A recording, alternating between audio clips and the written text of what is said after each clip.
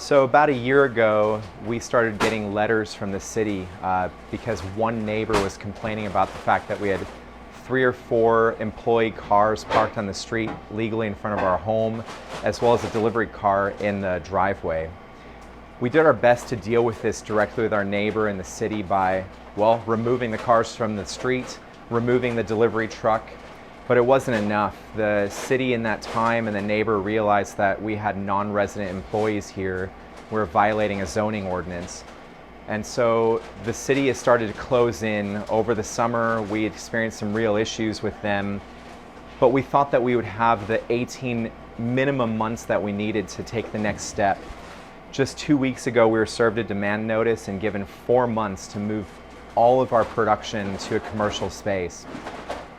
It's an insanely daunting task. While 4 months seems like a decent amount of time, the city even thought it was generous. Permits, architecture, contracting, tearing up the floors, adding drains, converting a building from what it is today to something that's akin to a bakery is not something that happens overnight, and 4 months is a ridiculously short timeline. We are raising money right now to help with that crazy build out. Amanda and I really hope to do this all on our own, to spend the next 18 to 36 months slowly saving money from what we do here to pay for the enormous leap that we're about to make. But instead, we're making this crazy financial leap into the future after an already ridiculous year of dealing with pandemic, dealing with this big construction project we did last winter. And so we're coming to the community for help. All of this is so expensive and daunting, and we have literally been feeling every single emotion from total despair to total excitement. We found a building that's suitable. We found something that allows us to continue along this dream, because really what's at stake is, well, everything that we're about. Our base sourdough formulas and the slow process of making bread.